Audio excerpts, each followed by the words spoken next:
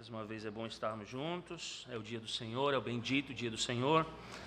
Este dia que certamente é um dia que anuncia aquele outro bendito dia, muito mais memorável quando Cristo retornar para estar definitivamente conosco. Mas enquanto isso não acontece, aqui estamos atendendo à convocação do Senhor e esperamos que Ele fale conosco nesta noite, assim como fez pela manhã.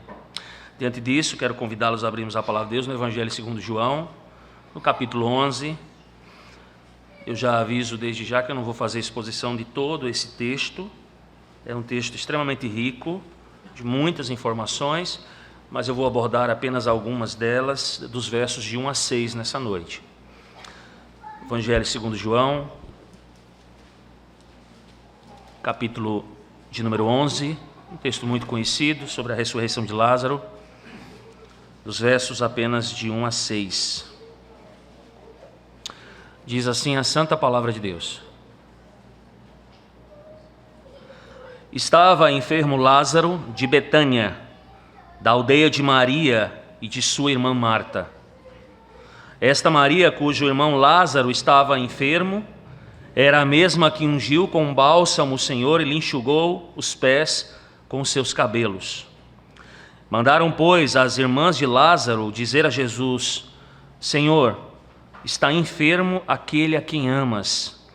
Ao receber a notícia, disse Jesus: esta enfermidade não é para a morte, e sim para a glória de Deus, a fim de que o Filho de Deus seja por ela glorificado. Ora, amava Jesus a Marta e a sua irmã e a Lázaro. Quando, pois, soube que Lázaro estava doente, ainda se demorou 2 dias no lugar onde estava. Amém. Vamos orar, irmãos. Nosso Deus nos ouve agora quando suplicamos ao Senhor que o Espírito do Senhor venha a nós. Ele aqui está presente no meio da igreja, mas que Ele venha a instruir o coração de cada um de nós nessa noite. Nós fazemos essa súplica ao Deus, esperando sermos abençoados por meio da Tua santa palavra nesta noite. Que o Senhor venha nos confrontar, que o Senhor venha, ó Deus, a nos corrigir, se assim for necessário, que o Senhor venha, ó Deus, a nos santificar por meio da Tua palavra, para que, ó Deus, quando estivermos durante toda a semana envolvidos em tantas coisas, ó Deus, em tantas obras, em tantas circunstâncias de vida, nós possamos nos lembrar de como o Senhor é aquele que tem sido o nosso Deus, tem cuidado de nós, em meio a tantas dificuldades, em meio a, como falamos aqui pela manhã, perseguições, em meio às provações desta vida. Que quando elas nos sobrevierem, ó Deus bendito, sejamos aprovados diante do Senhor, para, ó Deus, que o Teu nome seja em todas as coisas glorificado na nossa vida.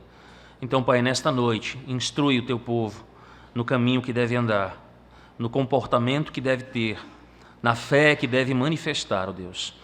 Assim nós suplicamos e agradecemos por aquilo que fazes, em nome santo de Cristo. Amém. Amém. Meus amados, João capítulo 11, o relato do milagre, não é? Um relato do milagre talvez mais dramático e poderoso de Jesus em todo o seu ministério. Vejam que ressuscitar Lázaro dentre os mortos, depois dele estar na tumba por 4 dias, e o seu corpo já estar em um estado de decomposição. De fato, é um relato extremamente dramático e uma revelação de um poder grandiosíssimo da parte de Jesus. Nós sabemos que as coisas que Cristo fazia, o poder que Jesus manifestava, era exatamente esse, para que não apenas Ele, mas para que o próprio Pai que o havia enviado, Ele fosse glorificado, Ele fosse reconhecido de fato como aquele que também havia sido enviado da parte do Pai. Ele mostrava assim que de fato Ele era o Filho unigênito da parte de Deus, o ungido, o aguardado, o Messias esperado por todo aquele povo. E é interessante como esse milagre ele é mencionado nesse texto, mas ao mesmo tempo como ele também não é mencionado nos demais evangelhos sinóticos. Nem Mateus, nem Marcos e nem Lucas falam especificamente sobre este relato da ressurreição de Lázaro. Os críticos liberais, porventura, eles argumentam que esse relato em João, ele não é genuíno. E embora possa de fato ser difícil explicar porque os outros evangelhos, omitem esse importante milagre, também cria enormes dificuldades para explicar por que João inclui, se este de fato não era um relato genuíno. Como escreveu Murray, citado por Day Carson em seu comentário do livro de João, ele diz: deve-se manter firmemente em mente que quem escreveu o Evangelho encarou a história como de primeira importância. Ele nunca teria relatado uma história de Jesus, ainda menos criada, que ele não tinha motivos para acreditar que houvesse ocorrido. Esta história, irmãos, relatada aqui em João capítulo 11, ela parece de fato uma história de uma testemunha ocular, alguém que de fato presenciou esse milagre. Diante disso, é absurdo pensar então que João teria inventado uma história tão fantástica e apresentado como um evento verdadeiro, sabendo porventura que ele poderia ser refutado por outros muito facilmente. Os evangelhos sinóticos, irmãos, Mateus, Marcos e Lucas, relatam 2 outras ressurreições de mortos que Jesus executou, mas que o próprio João vai omitir. Diante disso e dessa dificuldade, nós não podemos então saber exatamente por que os escritores inspirados, eles incluíram alguns acontecimentos e eles omitiram outros. Mas não precisamos então, por conta disso, concluir que os eventos foram fabricados, muito pelo contrário. Eles são palavra inspirada do nosso Deus. São eventos que de fato ocorreram. São relatos verídicos com testemunhas oculares. E não é diferente com João capítulo 11, no relato da ressurreição de Lázaro. Mas retornemos ao texto, irmãos, e tomem suas Bíblias em mãos, porque o texto nos fala, então, em seu contexto, que Jesus havia saído de Jerusalém porque os judeus estavam tentando matar Jesus. Cristo é aquele que estava ministrando do outro lado do Rio Jordão, onde João também estava batizando. Nós vemos isso lá no verso 40 do capítulo 10.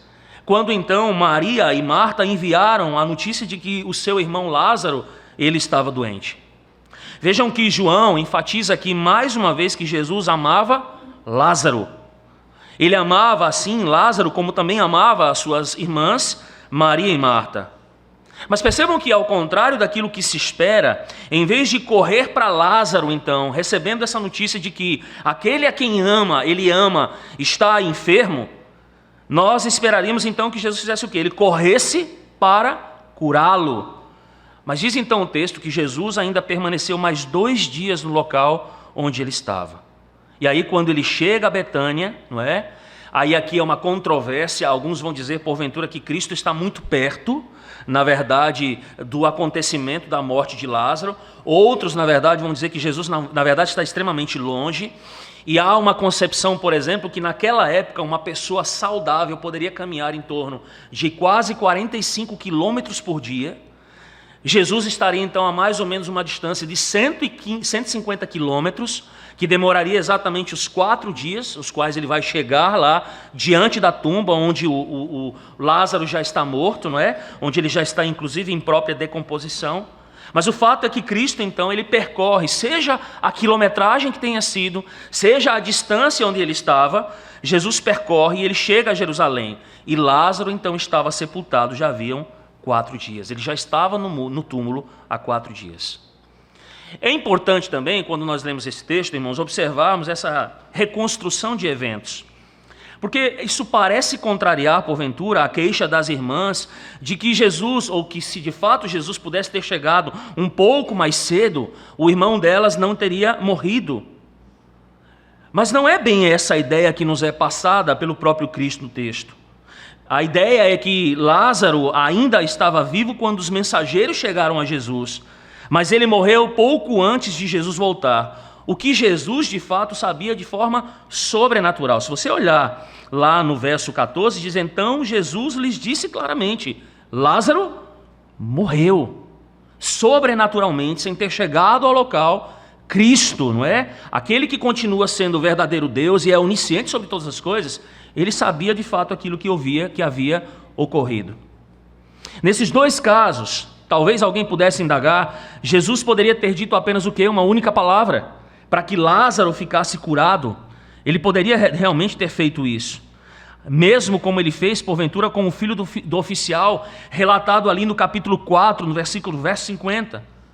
Mas Cristo aqui, irmãos, ele vai deixar muito claro que ele tem alguns propósitos muito mais elevados Percebam, ele tem propósitos sobrenaturais muito mais elevados para esta doença e morte, a saber, ele mesmo vai dizer, para a glória de Deus e a sua própria glória, e mais do que isso também, para o aumento da fé dos discípulos, das irmãs, das pessoas inclusive que seriam levados a testemunhar Cristo como seu Salvador, porque seriam também testemunhas oculares dessa manifestação de poder da parte de Jesus.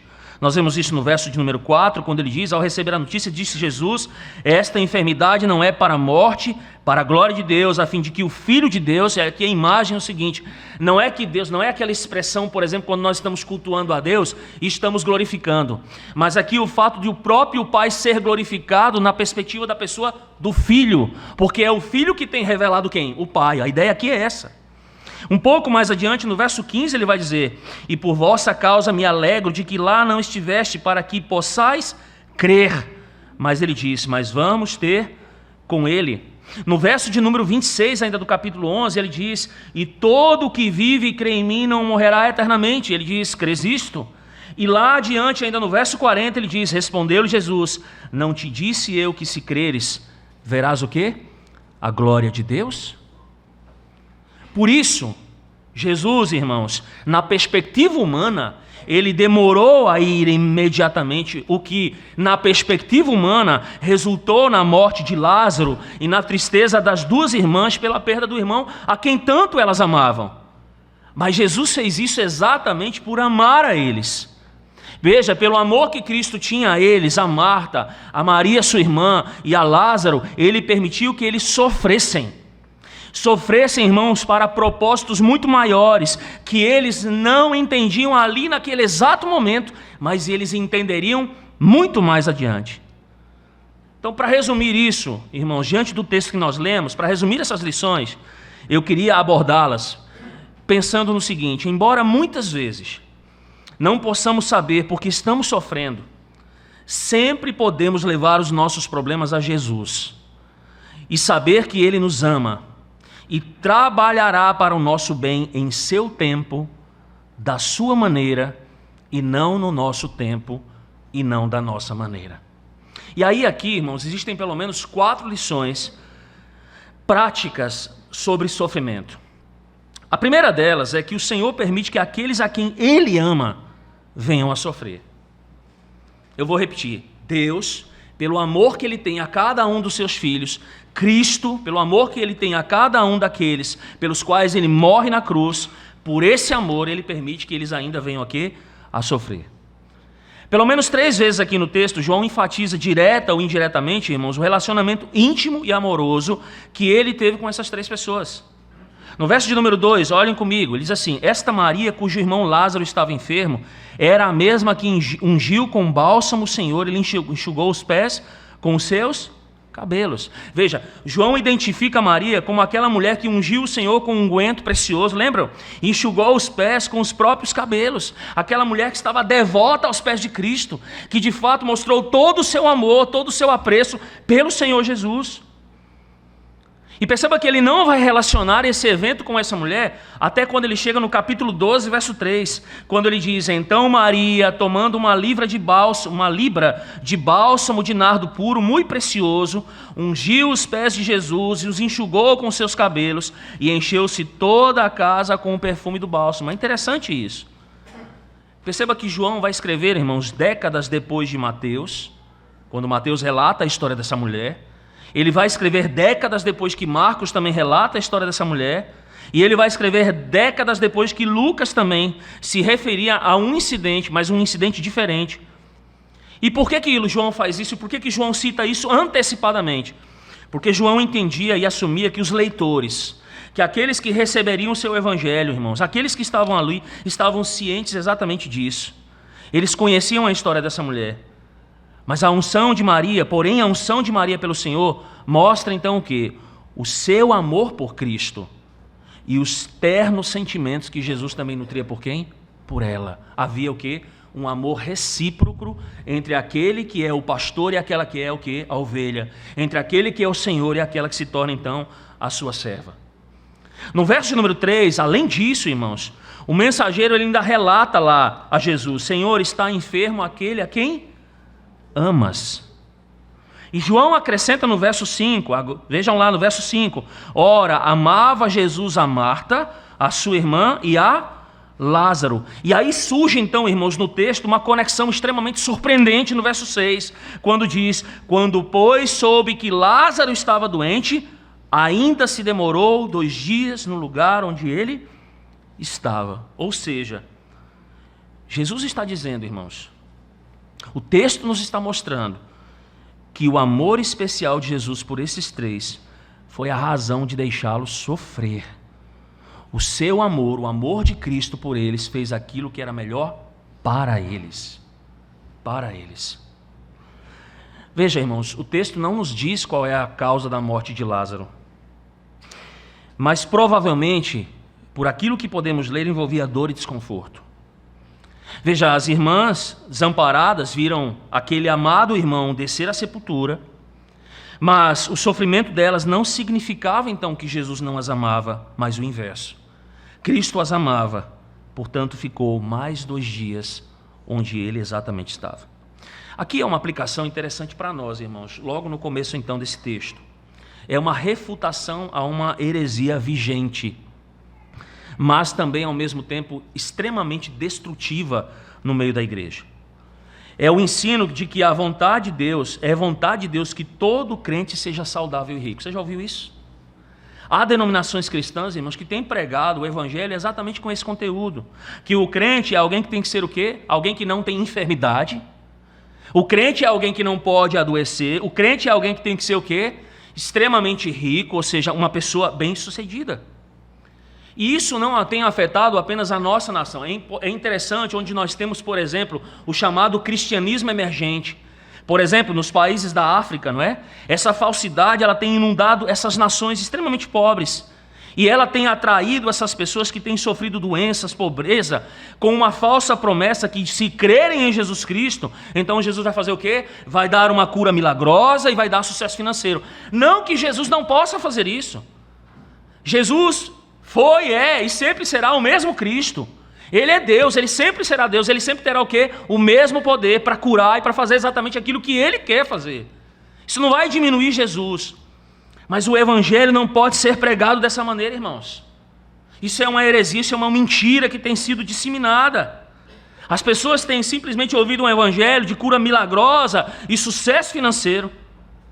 Aí você olha para esses falsos mestres que ostentam o quê? Riqueza.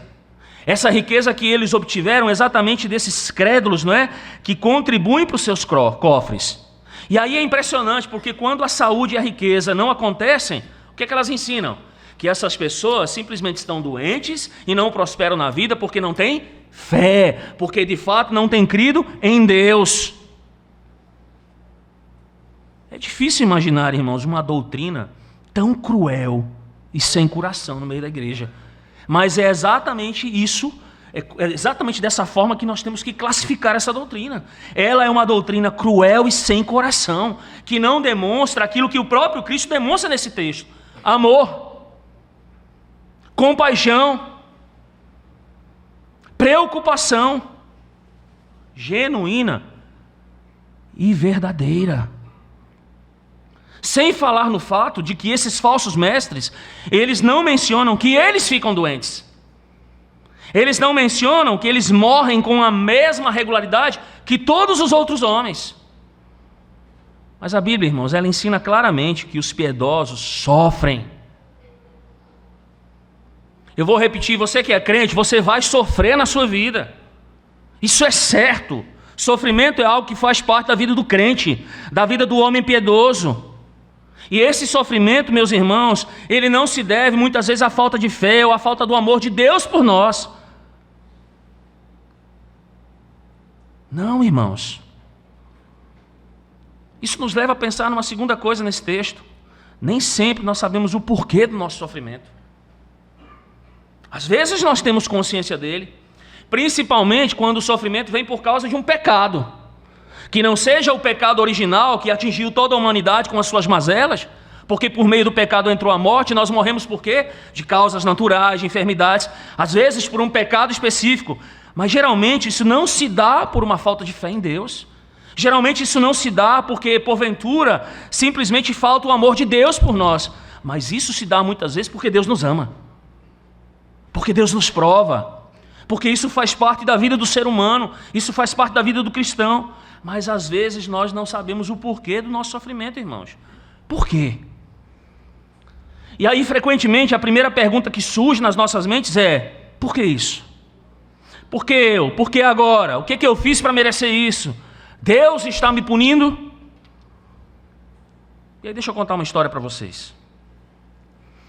Vários anos atrás, em uma carta das pessoas que são apoiadoras do ministério do reverendo John MacArthur, nessa carta, uma história conta sobre um pastor e a sua esposa que viajaram para uma cidade lá para matricular a filha mais velha numa determinada escola. Então eles saíram de uma cidade menor, foram para uma cidade maior, foram carregados ali, né? Iam um pai, mãe, 2 irmãs, um irmãozinho pequeno e mais 2 intercambistas, dois jovens italianos que estavam ali, não é?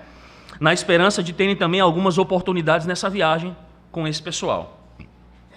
E aí eles chegaram na escola, olharam lá o chamado campus da escola. Lá no outro dia de manhã eles planejavam ir lá para a igreja onde o reverendo John MacArthur é o pastor, justamente na manhã seguinte. Mas quando eles voltam para o carro, irmãos, e eles saem daquela escola, não é? Eles vão passando por um determinado cruzamento, vem uma van daquelas bem grandes e atinge o carro bem no meio. As 2 filhas, a primeira mais velha, que seria matriculada naquela época na escola, e a outra mais nova, que iria para a escola pelo menos uns 2 anos depois, são arremessadas para a traseira do carro e morrem instantaneamente. São mortas instantaneamente. O carro pega fogo rapidamente, irmãos. O filho é retirado pelo pai e pela mãe. O pai e a mãe não sofreram tantos danos, né? Eles conseguem tirar o filho, conseguem tirar os 2 jovens, os 2 rapazes italianos que estão em intercâmbio ali, que ficam também feridos, que são levados depois ao hospital, mas não perdem a vida. E essa van que os atingiu do lado do motorista, né? Logo atrás do banco traseiro, né? Pai e mãe ficaram ali um pouco debilitados, mas graças a Deus não perderam a vida. E aí diz então que MacArthur ele corre para o hospital para dar assistência a esse casal. E aí quando ele chega lá, que ele conhece de fato todo o acontecimento, as meninas mortas, alguns ali em estado mais grave, isso choca o reverendo John MacArthur. E o pai da menina percebe, não é? O pai das 2 meninas mortas percebe que o reverendo John MacArthur ele tá ali meio que boquiaberto com a situação. E ele simplesmente encoraja o pastor John MacArthur dizendo o seguinte: o meu pensamento é este: porventura deixaria Deus de ser bom porque levou minhas 2 filhas, que conheciam a Cristo e o amavam, e poupou esses 2 jovens italianos que não são crentes? Ele diz: MacArthur, Deus é bom. Deus tem seus propósitos. Irmãos, eu tenho certeza da dor tremenda desses pais.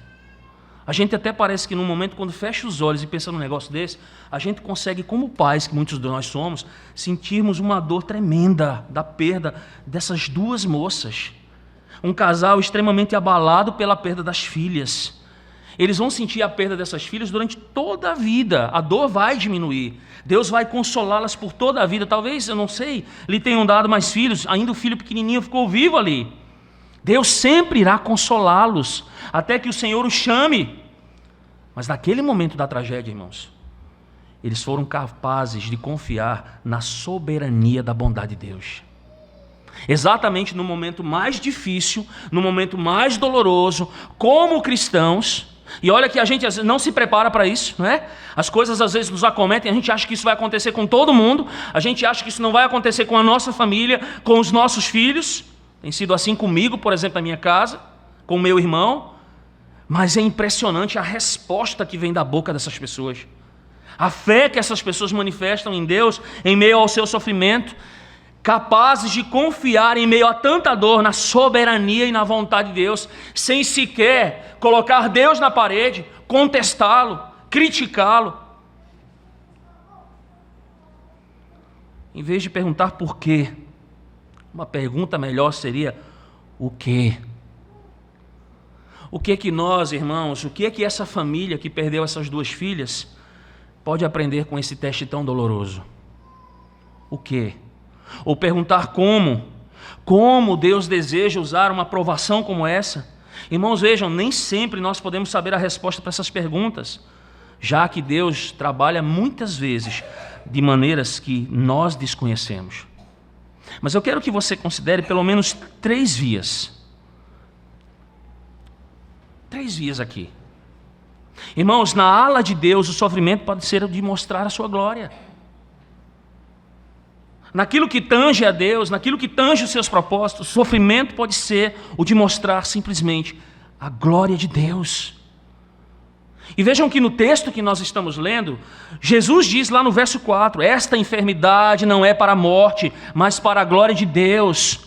Não para que Deus seja glorificado, como estamos fazendo aqui, mas para que Ele seja glorificado por causa do seu Filho, para que o seu Filho seja glorificado por ela. Vocês vão se lembrar que nós vimos lá no capítulo 9, verso 3, não é? Se você voltar um pouquinho, depois você olha, nós vemos a mesma coisa com um homem nascido cego. E lá o texto diz, este homem não pecou nem os seus pais, mas foi para que as obras de Deus pudessem ser o quê? Exibidas nele, ou seja, para que uma vez essa demonstração da parte de Deus na vida daquele homem, pudesse então fazer o quê? Glorificar a Deus. Deixa eu fazer uma pergunta para você. Você, meu irmão e minha irmã, você, meu amigo que está aqui nessa noite, você é como muitos que ficam chocados, por exemplo, que Deus permita que um homem nasça cego e viva muitos anos numa condição para que Deus receba a glória por sua cura eventual. Ou quando Deus, irmãos, numa outra situação, resolve levar 10 filhos de um homem, todos os seus bens materiais, levar a sua saúde para que Deus fosse vindicado diante de Satanás e dos anjos, você fica chocado com isso? Deixa eu dizer uma coisa para você, se esse tipo de coisa incomoda você, então você pode estar passando por algo que nós chamamos de o homem que não tem uma visão grande e suficiente de Deus. Porque nós precisamos ter, irmãos. Vejam, essa foi a resposta que Deus finalmente deu a Jó, não foi não? Por vários capítulos Deus está acertando, Deus está dialogando com Jó, com perguntas como, por exemplo, onde estavas tu quando eu lançava os fundamentos da terra? Ou quando ele vira para Jó e diz assim, acaso quem usa de censuras contenderá com o Todo-Poderoso? E vocês lembram qual é a resposta final de Jó, lá no capítulo 42, verso 6? Portanto, eu me abomino, ou melhor, eu me retraio e me arrependo no pó e nas cinzas.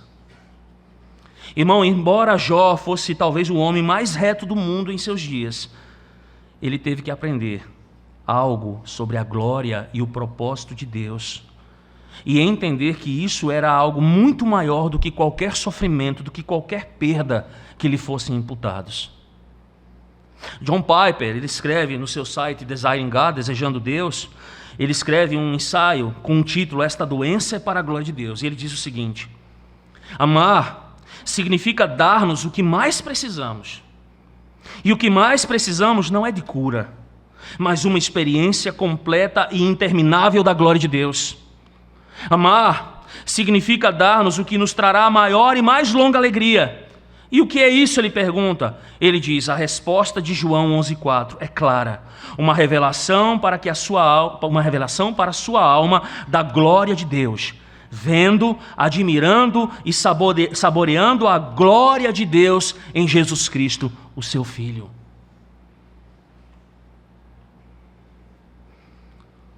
Você não deve ficar chocado com isso. Mas você deve glorificar a Deus por isso. Mas há uma segunda via aqui ainda, irmãos. Independentemente de tudo, o sofrimento pode ser construtivo ou corretivo. Construtivo ou corretivo, irmãos. Hoje, por exemplo, eu estou expondo esse texto, eu já fiz isso antes várias vezes. Mas hoje há uma nuance muito especial para mim, porque eu estive durante 12 dias acompanhando meu irmão. 12 dias. Internado em uma UTI de um hospital, longe de toda a família. A causa do acidente do meu irmão ainda é incerta, nebulosa. Nós não sabemos de fato o que aconteceu com ele. Mas sabemos, irmãos, que Deus tem o seu propósito. A família entende isso na vida do meu irmão. Deus tem o seu propósito, irmãos, nesse sofrimento, em todos aqueles que estão envolvidos nesse processo, sejam familiares, sejam amigos, muitos que visitaram meu irmão nesses 12 dias em que eu estive lá. É um momento de dor, irmãos. É um momento de dor. E percebam que se isso está posto e for para a salvação, glórias a Deus nas maiores alturas. Meus irmãos, se for para a disciplina, eu não sei. A gente não conhece o coração, eu não conheço o coração do meu irmão diante do Senhor. Mas se for para a sua disciplina, glórias a Deus nas maiores alturas, Deus seja glorificado. Se for para deixar pessoas que vão ali olhar e não se sensibilizam e não refletem sobre a sua própria vida, sobre como a gente pode perder a vida com tanta facilidade e desperdiçar a vida, que torne essas pessoas mais inculpáveis diante de Deus, e bendito seja o Senhor por isso. Mas como eu disse, ela é construtiva e ela é corretiva. E deixa eu acrescentar algo mais que me fez pensar muito, irmãos, em como nós não sabemos nos compadecer dos outros. Nós precisamos amadurecer muito, irmãos. Demais. Como? Quando nós olhamos para o sofrimento e como nós nos comportamos diante do sofrimento, nós percebemos que nós estamos tão longe do padrão de Cristo. É impressionante, irmãos, como a nossa ligação de sangue ainda fala mais alto em nós do que os nossos laços cristãos. E aqui é correção. Irmãos, quando a tragédia acontece dentro do nosso seio familiar, isso vai desnudar algo extremamente importante. O quanto nós não conseguimos ter a mesma empatia pela igreja.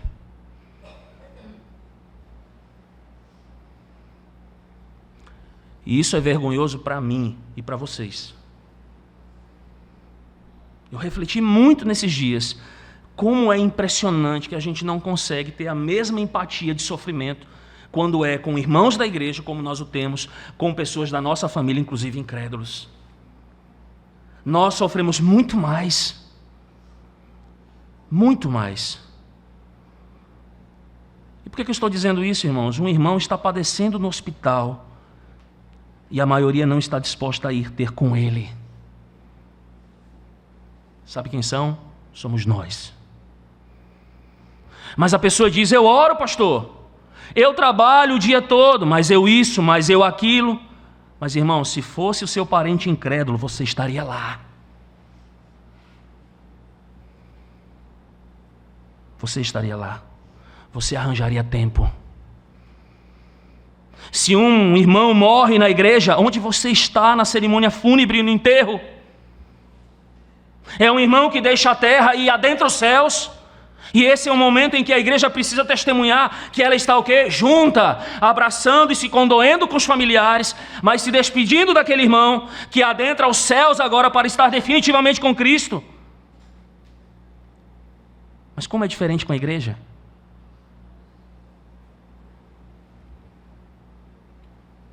É corretivo, irmãos. Como com os nossos parentes de sangue? É diferente. Vejam quanto estamos longe de saber o que é sofrer com o outro e ter compaixão pelo outro.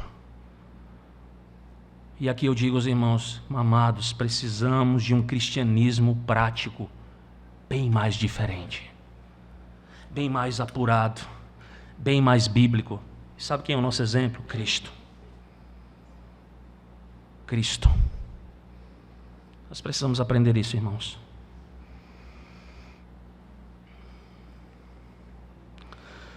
Por outro lado, o sofrimento pode trazer conforto a outros cristãos ou testemunhar a não cristãos. Em 2 Coríntios, no capítulo 1, verso 4, o apóstolo Paulo diz que Deus é aquele que nos consola em toda a nossa tribulação, para que também possamos fazer o quê? Vocês lembram lá? Consolar os que estiverem em alguma tribulação com a consolação com que nós mesmos somos consolados da parte de Deus. Vejam, além disso, o nosso sofrimento pode ser usado como uma testemunha, como acontece, por exemplo, na morte de Lázaro aqui no texto. Muitos, diz lá o relato, um pouco mais adiante, muitos dos seus amigos estavam lá, confortando Marta, confortando Maria, e eles foram testemunhas oculares, eles viram um milagre que Jesus realizou, e mais do que isso, lembra o que Jesus vai dizer? É para a glória do Pai, na pessoa do Filho, mas é para que creiam, para que a fé seja o quê? Uma fé robusta. De fato isso acontece, irmãos. Vejam comigo o verso 45 do capítulo 11. Ele diz: muitos, pois, dentre os judeus que tinham vindo visitar Maria, vendo o que fizera Jesus, o que foi que aconteceu, irmãos? Creram nele.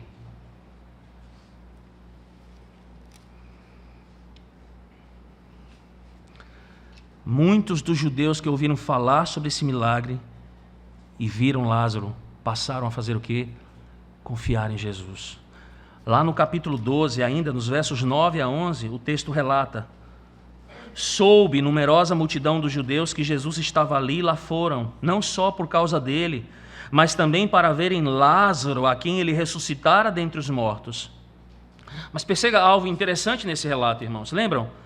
Isso serve para levar pessoas à fé, manifestação do poder de Deus, mas endurece o coração de muitos. E diz lá, ainda no verso 10, mas os principais sacerdotes fizeram o quê? Resolveram, não apenas já estavam com o intuito de matar Jesus, mas agora resolvem matar quem? O próprio Lázaro. Por quê? Diz no verso 11, porque muitos dos judeus, por causa dele, voltaram crendo em Jesus.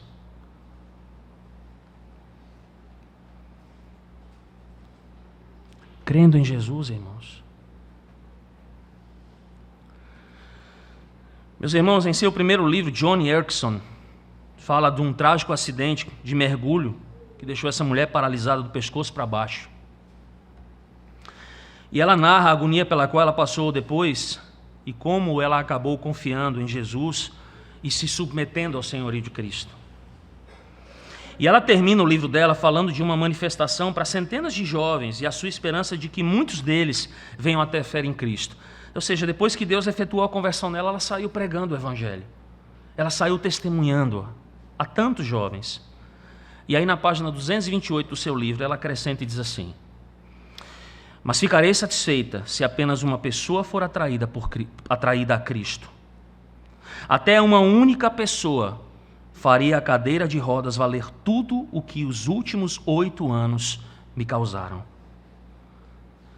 Veja, irmãos, hoje essa mulher continua viva. Hoje essa mulher ainda está usando o seu sofrimento, aquilo que ela aprendeu em meio ao sofrimento, o crer em Jesus, o amar a Cristo, o se submeter à vontade de Deus, o glorificar ao Senhor, levando outras pessoas a fé em Cristo Jesus. Hoje ela é, mesmo em seu estado de debilidade, um tremendo instrumento nas mãos de Deus. Portanto, meus irmãos, esta história nos ensina que o Senhor permite que aqueles que Ele ama sofram. Além disso, nem sempre podemos saber o porquê dos nossos sofrimentos, embora às vezes nós possamos descobrir o que Deus quer nos ensinar, ou como Ele pode utilizar o nosso próprio sofrimento para a sua glória. Mas ainda, irmãos, sempre então podemos levar os nossos problemas a Ele. Vejam que diz o verso 3 do capítulo 11 ainda, volte comigo para lá, por favor, porque ele diz o seguinte, e eu não sei como é que essas irmãs, o texto não relata como é que essas irmãs sabiam onde Jesus estava. Mas de alguma forma elas enviaram o quê? Um relato a Cristo.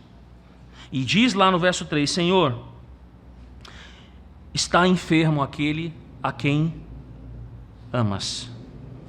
3 coisas rápidas aqui. Primeiro, diferente do que muitos fazem, elas não exigiram que Jesus viesse e curasse o seu irmão. E de fato, você vai observar que elas não pediram que ele fizesse absolutamente nada. Essas mulheres, crentes, dependentes, submissas, apenas humildemente apresentaram a necessidade a Cristo e deixaram para Cristo o que fazer a respeito. Segundo, irmãos, elas não reivindicaram a cura de Lázaro pela fé, Elas não ordenaram a Jesus por uma palavra profética, decretiva de fé, que ele fizesse aquilo que elas dissessem. Elas não são como esses hereges da saúde e riqueza, que dizem às pessoas que nós podemos comandar a Deus,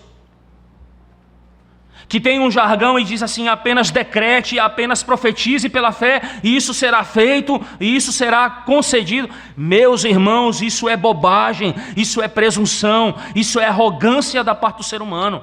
Deus é o soberano do universo. Ele tem planos, Ele tem propósitos que nós não podemos sequer nem começar a entender. Ele mesmo diz: os vossos caminhos não são os meus, os vossos pensamentos não são os meus. E há, irmãos, alguns desses falsos mestres que afirmam coisa ainda pior.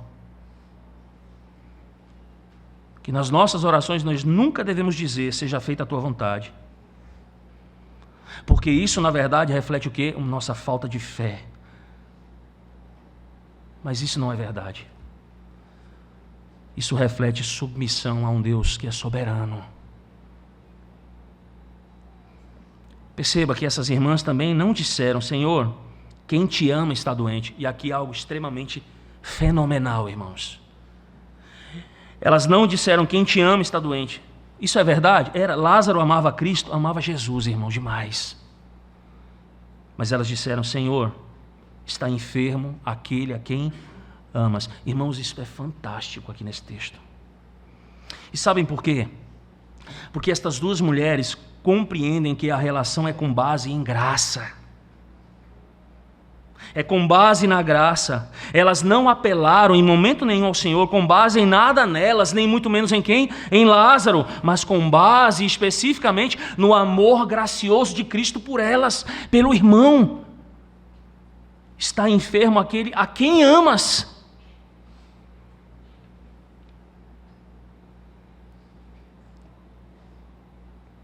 Portanto, você tem problemas, eu também tenho. Apresente-os diante de Cristo. Amém?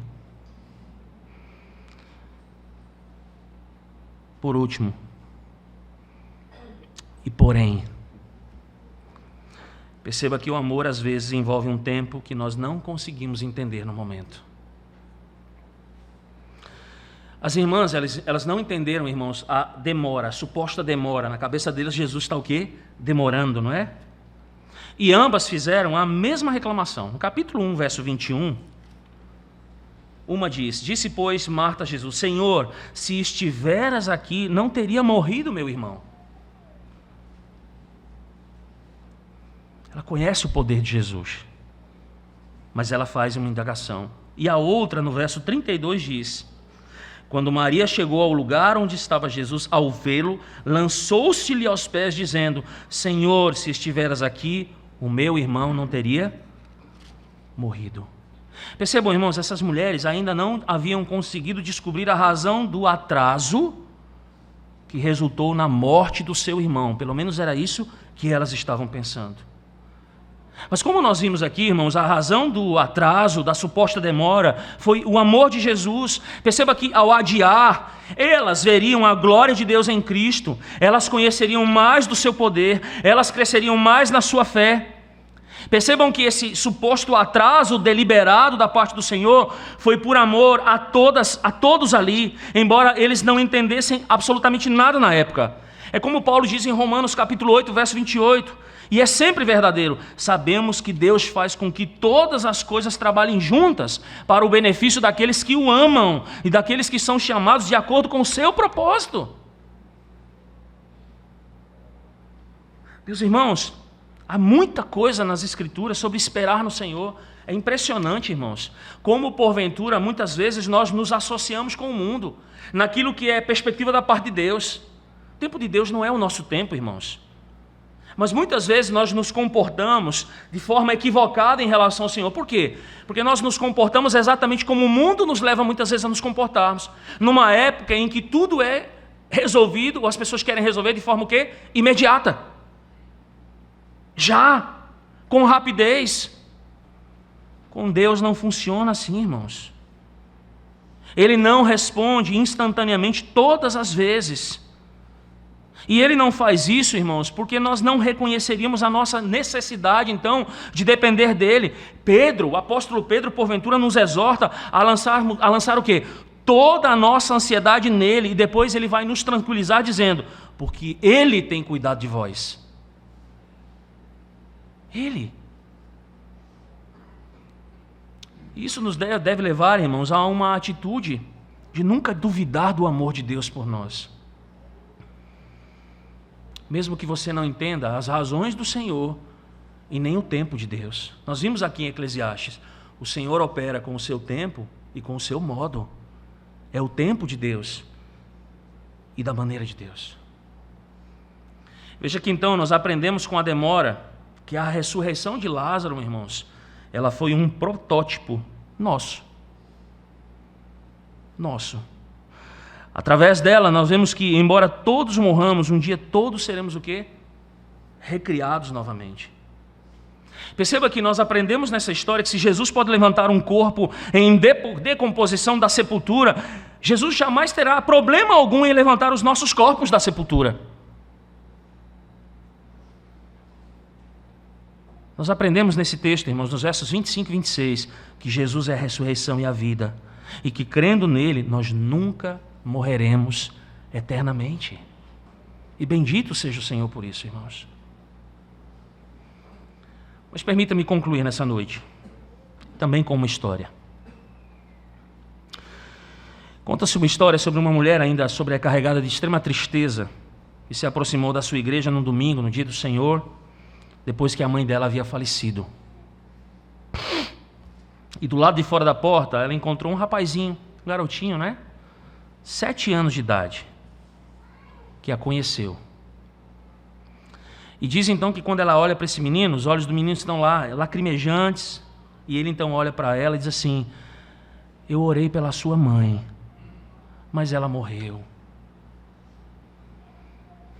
E diz que por um momento essa mulher que estava de luto queria apenas abraçar aquela criança, apenas chorar com aquela criança, mas ela percebeu ali, irmãos, em um determinado momento que aquela criança estava seriamente perturbada. Por quê?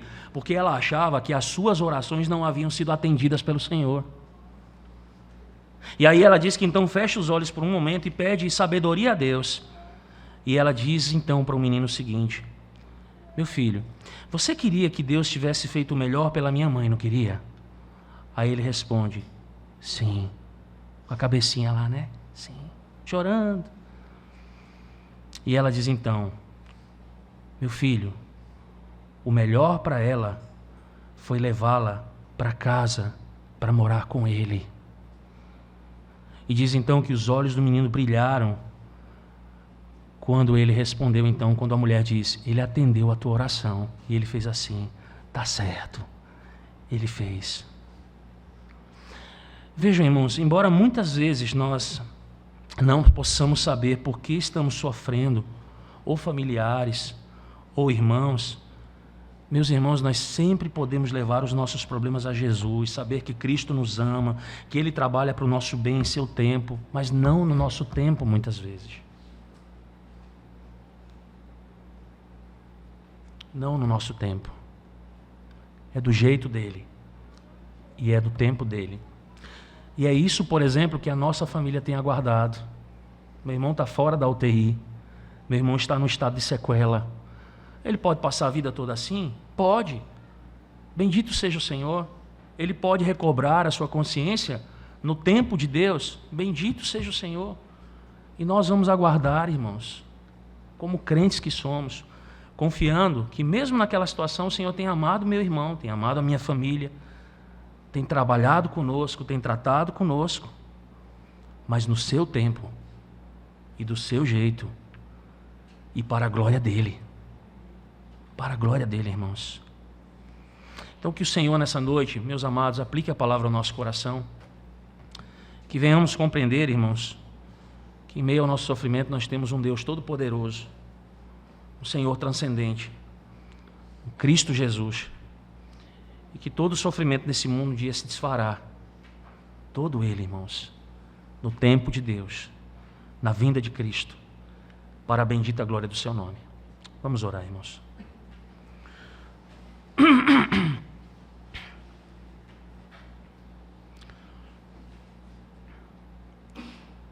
Ó Deus bendito, Tu que és o Pai do nosso Senhor Jesus Cristo, o autor e consumador da nossa fé. Ó Deus, nós não vivenciamos em nosso tempo, com os nossos olhos, um momento tão dramático e de manifestação tão poderosa da ressurreição de um morto, como muitas testemunhas oculares o viram naquele instante e creram no Senhor. E assim glorificaram o Teu Santo Filho. Nós estamos mais de 2000 anos adiante, ouvindo uma narrativa histórica, ouvindo aquilo que Cristo fez, ouvindo como Ele é soberano, como Ele tem os seus propósitos. E que, embora, ó Pai bendito, nós talvez não tenhamos uma manifestação tão visível desse poder aqui e agora, mas nós cremos na Tua palavra. A Tua palavra é a palavra que não mente. O Senhor não mente, a Tua palavra não mente. E nesse instante, ó Deus, nós podemos trazer diante da nossa mente, diante dos nossos próprios olhos, não estes carnais, mas concebendo as coisas espirituais, ó Deus, o tamanho do poder de Jesus. A glória que envolve toda essa manifestação de poder. A sublimidade de Cristo. O governo e o controle que Jesus tem sobre todas as coisas. Ele é poderoso Deus. Ele comanda tudo. Obrigado, ó Deus, porque nós que fomos alcançados pela sublimidade da obra de Jesus também, uma obra sacrificial, uma obra de sofrimento, uma obra vicária, com um derramamento do seu sangue, nós que fomos alcançados, nós que fomos lavados por esse sangue do Cordeiro de Deus, que tirou o nosso pecado, nós descansamos. Nós descansamos em saber, ó Deus, e em nos submeter ao Teu amor, ao Teu cuidado, à ação do Senhor, no tempo do Senhor, da maneira do Senhor, aos livramentos que temos, ó Deus, e ao fortalecimento que recebemos em meio aos sofrimentos e às provações da vida. Essas coisas, elas vêm para o nosso benefício. O Senhor tem operado em nós para isso. E por meio disso, ó Deus, nós temos sido acrisolados, nós temos sido lapidados como cristãos, para parecermos a cada dia mais com Cristo Jesus. Então isso é um benefício tremendo para nós, embora nos tragam dores e sofrimentos. Mas, ó Deus, nós temos a Cristo, nós temos o Teu Filho conosco, nós temos o Senhor conosco. E isso é extremamente reconfortante. Ele é o bálsamo para as nossas dores. É Ele que dissipa muitas vezes aquelas trevas que nos cobrem, de sofrimento, de pranto, de dor. É tão bom, ó Deus, sabemos que nós temos um Deus que controla e governa todas as coisas. A Ti, ó Deus, nessa noite, nós rendemos todo louvor e toda honra e toda glória. Tudo isso, Senhor. Os nossos olhos, Pai, desejam ver o Senhor, desejam conhecer o Senhor mais ainda, assim como somos conhecidos. O anseio da nossa vida é aguardar a bendita manifestação de Jesus. Senhor, que tivemos que sofrer nesta vida, que soframos, mas que em todos os momentos do nosso sofrimento e das nossas aflições, jamais nós venhamos a duvidar do Teu amor por nós, do Teu cuidado por nós. Obrigado, Senhor Deus. Obrigado por Cristo Jesus, que nos ama verdadeiramente. Que possamos também, ó Deus, amá-lo de todo o nosso coração. Amar também e nos condoermos com todos os nossos irmãos em seus sofrimentos. Chorarmos de fato com os que choram. sermos homens e mulheres de fato compadecidos com toda e qualquer dor, Senhor. Ajuda-nos, ó Deus, a sermos exatamente como Cristo. Quando diz o texto, então, quando Jesus chega ali e olha o sofrimento das irmãs, ele chora. Ele chora. Que assim também seja conosco. Que nós possamos sentir o sofrimento do outro como o nosso próprio sofrimento, uma vez que somos parte do mesmo corpo de Jesus Cristo. Muito obrigado, Senhor. Assim nós oramos, em nome de Jesus. Amém. Eu vou convidar